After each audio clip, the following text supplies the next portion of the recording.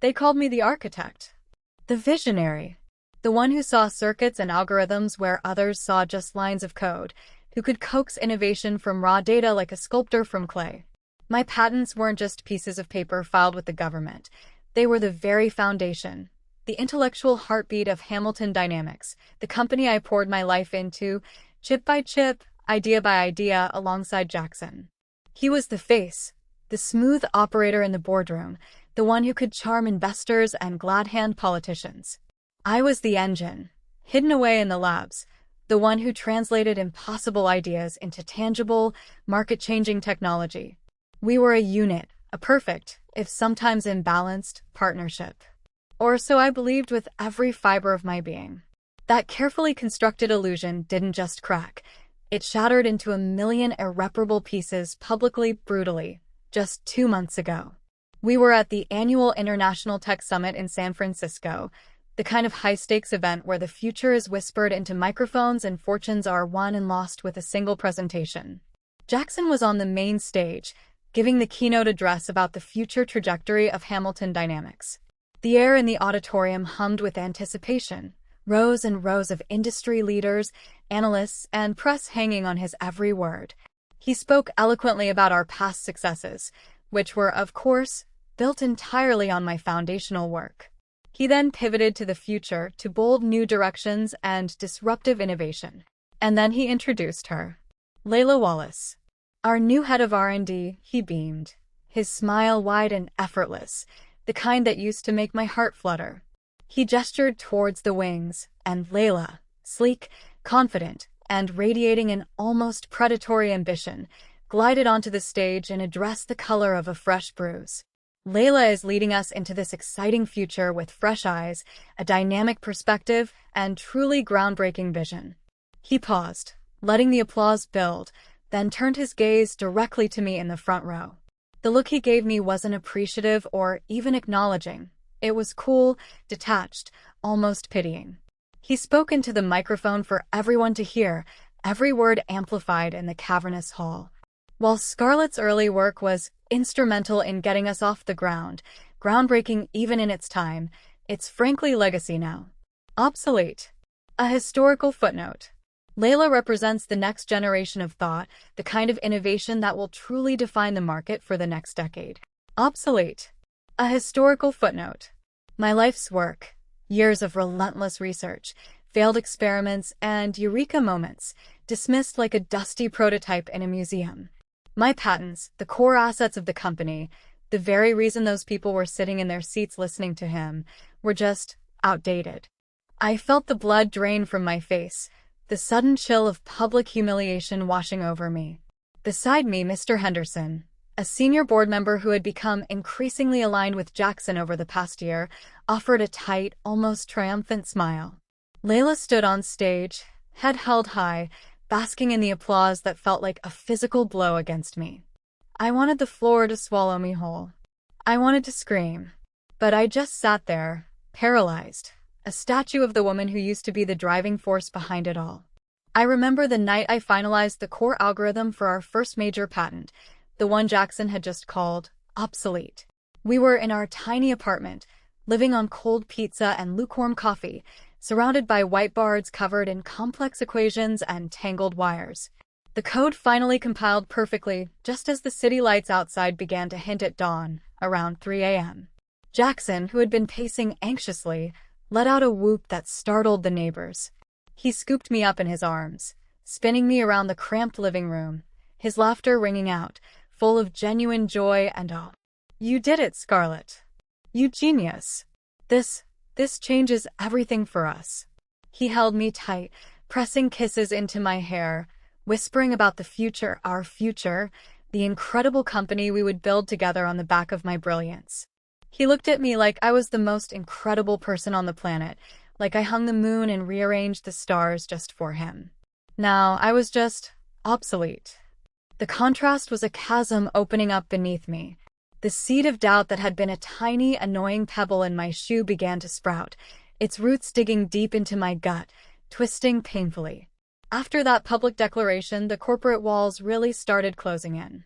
It wasn't just dismissals. It was active dismantling.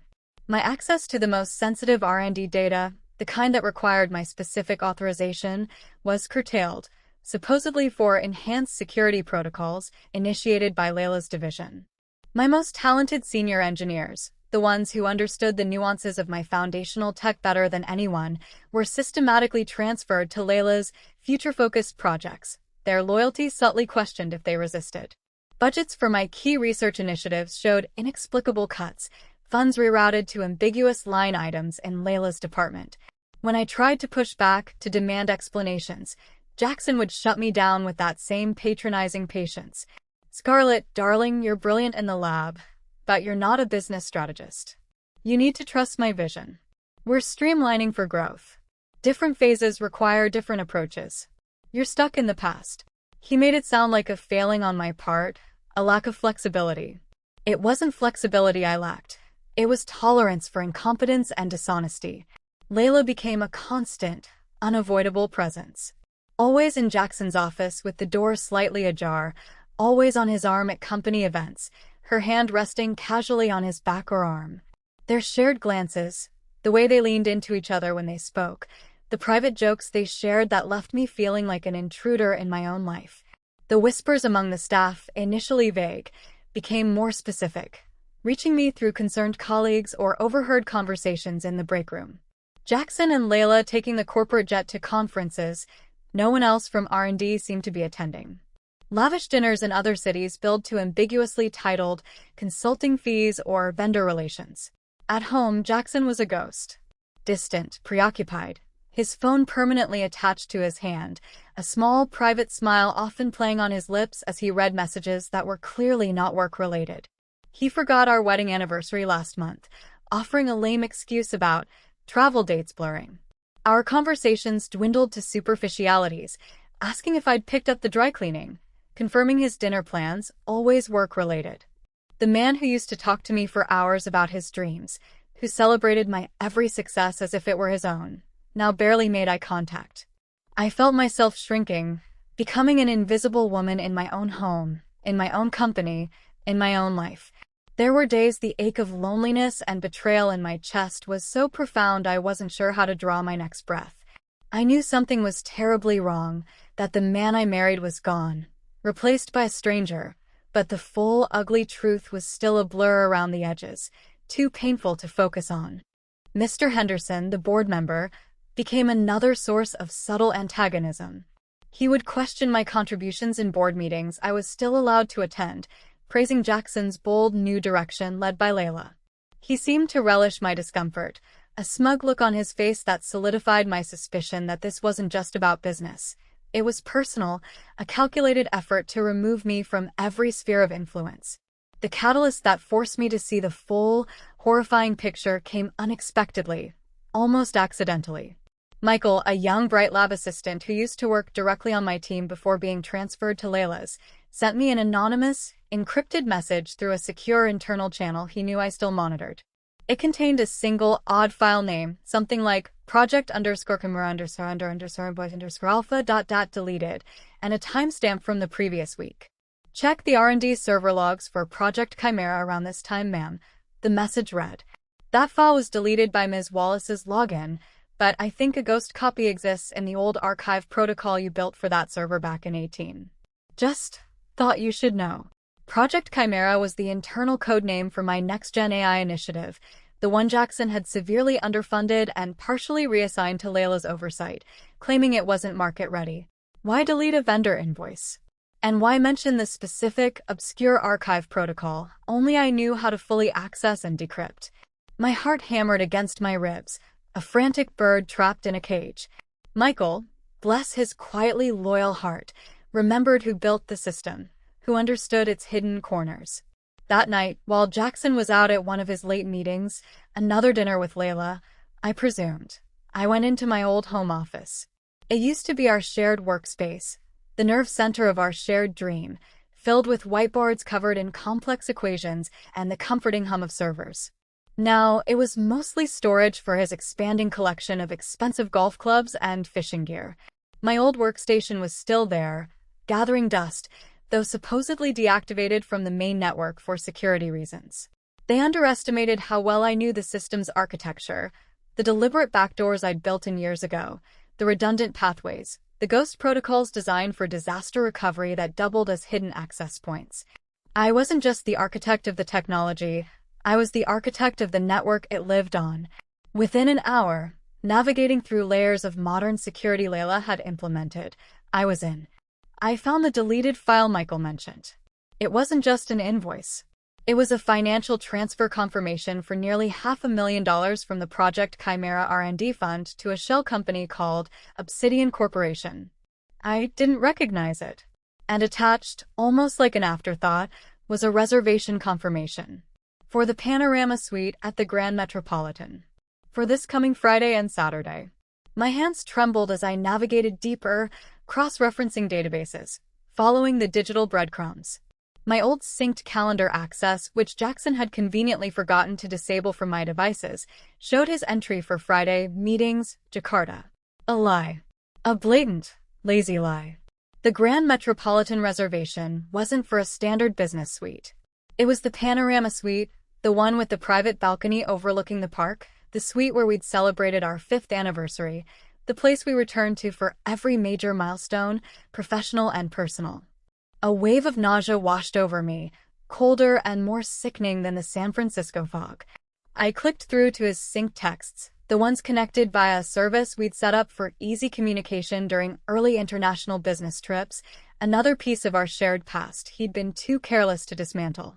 My fingers were cold and stiff as I scrolled through the messages between him and Layla. They were sickeningly casual, filled with inside jokes and thinly veiled affection. Planning the weekend. Mentioning dinner reservations, specific wines, champagne in the room. And then, it appeared, the final, crushing confirmation, intertwined with the irrefutable proof of the theft. Got the transfer confirmation from Obsidian Corporation. Project Chimera is officially funding our little getaway this weekend. Lol. Layla, babe, make sure you pack that red dress.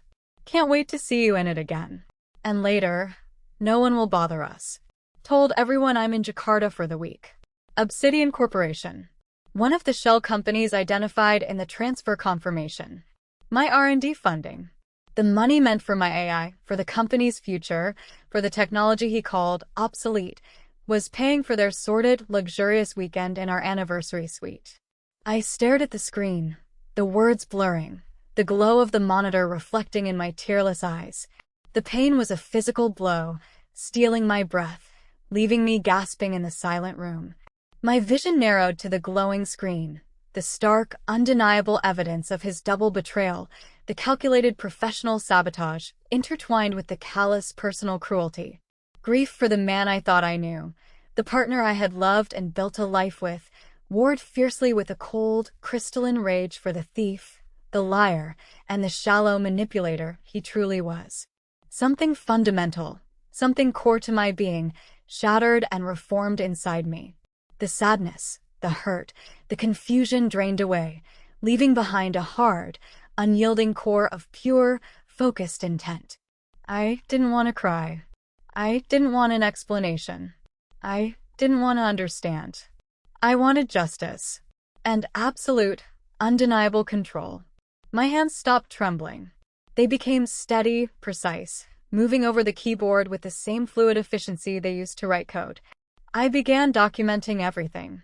Screenshots of the texts, forwarding emails to a secure, untraceable account I'd set up years ago as a digital dead drop, another forgotten safety protocol. Downloading financial reports, cross-referencing shell company names, tracing the money trail as far as I could with my access.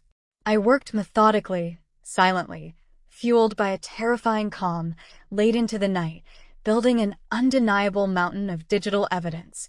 This wasn't just about exposing Jackson and Layla. This was about dismantling them, about reclaiming my identity, my life's work, and the company he was actively destroying from the inside out. I also reviewed my prenuptial agreement. Jackson had insisted on it years ago, ironically, back when he thought his business ventures might fail and wanted to protect me from his potential debts.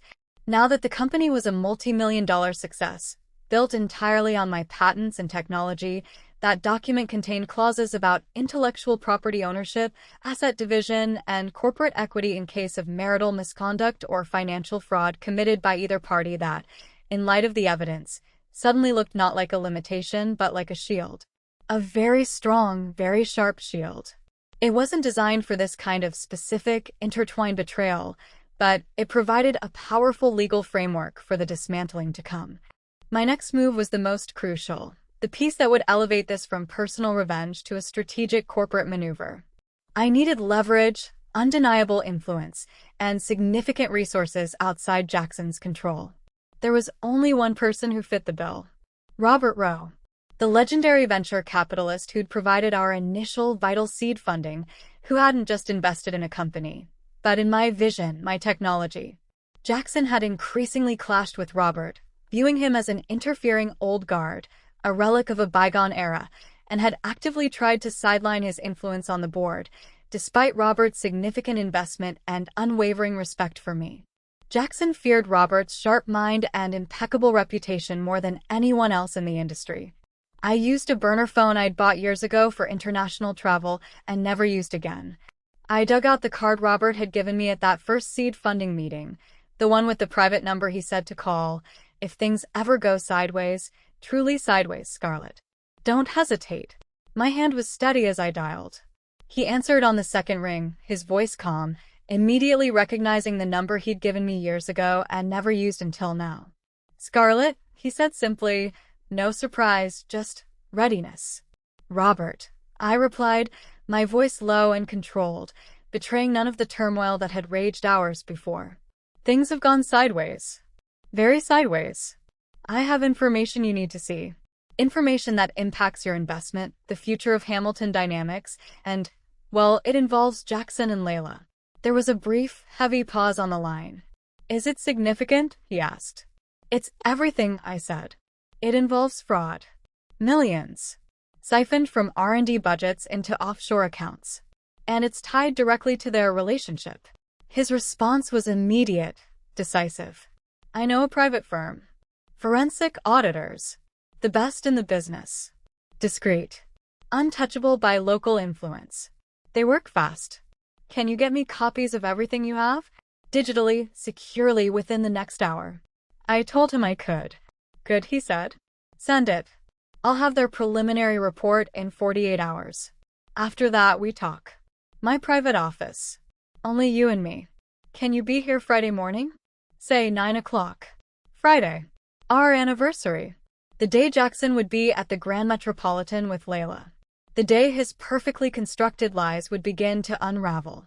Yes, I said, a cold satisfaction spreading through me. Friday works perfectly. Robert's forensic auditors didn't disappoint. Their report arrived exactly 48 hours later, a thick binder of undeniable truth. It confirmed my findings and went much deeper. The fraud was far more extensive than I'd even suspected. Millions, not just from R&D, but from other critical project budgets too, laundered through a complex international network of shell companies. Obsidian Corporation was just one piece, into offshore accounts in the Caymans and Panama. The report laid it all out. Cold, hard, undeniable data. Jackson and Layla weren't just having an affair and diverting funds. They were operating a sophisticated criminal enterprise that was bleeding the company dry, jeopardizing not just my projects, but our financial stability. At Robert's office that Friday morning, he looked over the report again, his expression grim. This report is damning, Scarlett. It's not just misconduct. It's grand larceny. Enough for criminal charges, public scandal, the works. It will tank the stock, destroy Jackson's reputation utterly. But we can rebuild the company based on the strength of your original IP. The question is, he looked up, his gaze sharp and penetrating, what do you want to do with this? Do you want him in jail? Publicly ruined. I looked at him, this titan of industry who saw through the corporate facade to the core issue. Control, I said again, my voice low, steady, and utterly determined. Not just revenge, though I won't deny the satisfaction. I want Jackson out, permanently, legally, cleanly. I want Layla gone from the company and from his life. I want my company back, steered back onto the course it was meant for. And I want to make sure no one like them can ever do this again, can ever steal someone's work and trust like this. I didn't just present the problem. I presented my vision for the solution, for the company's future, demonstrating that I wasn't just a victim, but a leader. Robert nodded slowly, a flicker of something that might have been respect, or perhaps recognition of a kindred spirit in his eyes. A surgical extraction, he mused. Clean, precise, effective. I like it. It avoids the messy public scandal of a criminal trial for the company's sake, while still achieving the desired outcome. Very strategic, Scarlett. You haven't lost your edge. He paused. One more thing. Are you sure you're ready for the personal fallout? This isn't just business. He made it personal when he called my life's work useless and paid his mistress with the money meant for its future. I replied, my voice flat. I'm ready. Our strategy sessions became a clandestine operation conducted with military precision. We met in quiet, out-of-the-way cafes, never the same place twice, relying on Robert's vast network for discretion. Robert provided access to a team of top legal experts specializing in corporate governance and white-collar crime. With their help and my intimate, unparalleled knowledge of the company's internal structure, including its outdated digital filing systems and bureaucratic loopholes, I drafted a new addendum to the corporate bylaws. It was a masterpiece of legal subtlety, packed with technical, dense jargon, a single paragraph buried deep within a larger document concerning executive conduct, financial oversight, and fiduciary duties. This clause stipulated that prima facie evidence of significant financial misconduct or a material breach of fiduciary duty presented to the board by a named officer or major shareholder like Robert would trigger an immediate, temporary suspension of the accused executive, pending a rapid, independent board investigation. No lengthy, drawn-out board votes requiring a supermajority that Jackson could lobby against. No room for delay or manipulation. It was the ultimate legal tripwire, designed to activate the moment the evidence was undeniable. Jackson, blinded by his ambition and focus on his own perceived triumph, was pushing hard to finalize Project Phoenix, a major, high-value merger he was championing. It required stacks of corporate documents signed by the CEO and filed with the board before the shareholder meeting. It was the perfect storm, the perfect opportunity.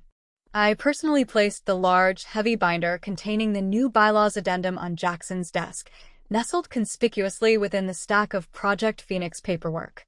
Just need your signature on these bylaws updates for Project Phoenix compliance, Jackson, I said casually, standing by the edge of his desk.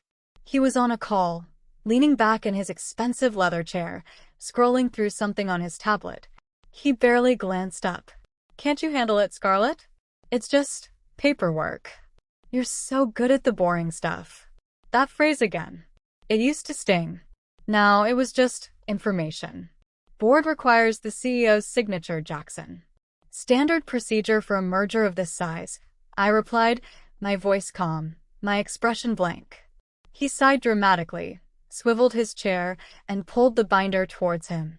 Without flipping past the signatory page, without reading a single line of the dense legal text I had painstakingly crafted, he scribbled his signature across the page. There, he said, pushing it back towards me, already returning to his call. Done. Now, about the catering for the launch party. My heart hammered a frantic rhythm against my ribs, but I kept my composure, picking up the binder as if it were any other routine document. Got it, I said, and walked out of his office, a ghost of a smile touching my lips. Later that day, I personally walked the signed document down to the legal and governance department.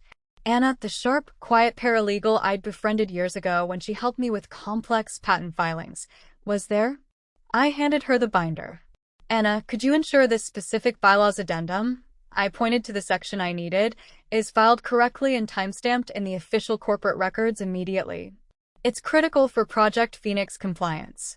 She took the binder, her eyes flicking to the signatory page, then up at mine. She paused for a fraction of a second, her gaze holding mine. There was a flicker of understanding, a quiet recognition of the weight of the document and of the situation. Consider it done, Dr. Hamilton, she said quietly, using my old professional title, the one Jackson had tried to erase. And good luck. A small, almost imperceptible nod. She knew enough to know something significant was happening, that the tides were turning. The legal cage was now locked, signed by the man who would soon be trapped inside it. The date arrived. Our patent anniversary. My 40th birthday. The day Jackson would discover the true cost of calling my life's work useless. Not a card, not a call, not even a text from Jackson. His phone was off. He was gone, already checked into the Grand Metropolitan with Layla, living his lie. His silence was the final confirmation. I packed a single overnight bag with deliberate intent, not with casual clothes or distractions, but with symbols. The pearl gray suit I wore when we pitched our first investor, the suit of the architect. The diamond earrings Jackson gave me on our 10th anniversary, a cold, heavy weight against my skin now, a reminder of a past that was both real and a devastating lie. I drove to the Grand Metropolitan in a town car Robert had arranged. The doorman, a friendly older gentleman who had been there for decades, recognized me instantly. "Mrs. Hamilton. What a genuine pleasure to see you again. It's been too long." At the front desk, Mr. Davison, the impeccably dressed, silver-haired hotel manager I'd known for 15 years, approached with a warm smile. "Mrs. Hamilton, welcome back. We have your reservation. And I took the liberty of upgrading you to our diplomat suite. It's our finest," he said smoothly, his eyes holding mine for just a moment longer than strictly professional, conveying a subtle understanding. "It's on the same floor as your other reservation. Offers a bit more privacy and a lovely view of the park. Same floor. Next door to the panorama suite." He knew. His professionalism was absolute, but the discreet offer of the adjacent suite, the upgrade, the mention of privacy, all spoke volumes. "Perfect, Mr. Davison." I smiled, a genuine smile this time. "That's very kind. Thank you." He personally escorted me up, bypassing the usual check-in formalities. The diplomat suite was magnificent, sprawling, filled with hushed luxury. It felt like a sanctuary, a place of calm before the storm. Mr. Davison lingered for a moment, ensuring everything was to my liking. Then, in a low voice, barely above a whisper, "If you require anything at all, Mrs. Hamilton, absolute discretion is paramount tonight. Consider the entire floor yours." He handed me my keycard, and then, from his breast pocket, another. A simple, unmarked keycard. "Access to the main door of the panorama suite," he murmured. "For convenience. Should you misplace your own." My breath hitched. He was providing the means for direct entry. An unexpected, but gratefully received escalation. "Thank you, Mr. Davison," I said, the words heartfelt. He simply nodded, a man who understood service, loyalty, and perhaps poetic justice. Robert was already there, having arrived discreetly hours earlier, blending into the background like the true power player he was. He stood by the window, looking out at the glittering tapestry of the city lights below. He wasn't dressed in business attire, but a dark, understated suit that radiated quiet, unassailable authority. "Everything is confirmed," he said, turning as I entered.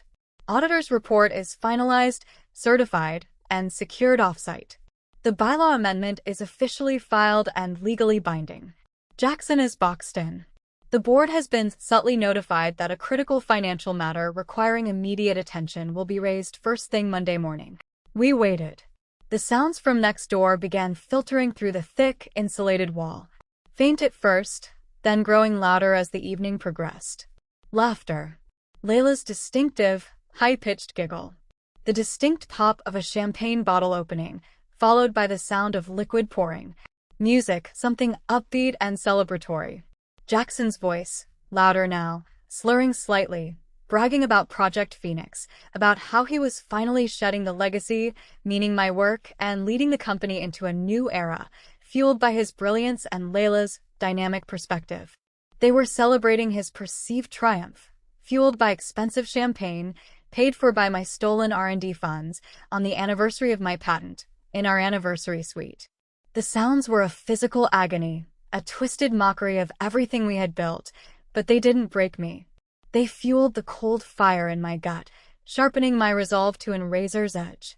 I changed into the pearl gray suit, the fabric a familiar comfort against my skin. I clipped on the diamond earrings, their weight a reminder of the false promises they represented. I looked in the mirror. The woman looking back wasn't the heartbroken wife or the sidelined innovator. She was a force, honed by pain and betrayal, now radiating a chilling, absolute control. Robert poured 2 glasses of champagne from a bottle Mr. Davison had left. A little fortification, he offered, a hint of a smile playing on his lips. I accepted the glass. It felt strangely appropriate, celebrating the meticulous execution of a plan built on the ruins of a partnership. We heard the distinct sound of their main door opening briefly next door, then closing.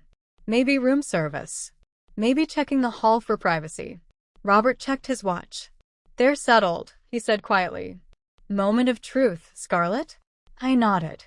I picked up the leather binder containing the auditor's report summary and a certified copy of the signed bylaw amendment.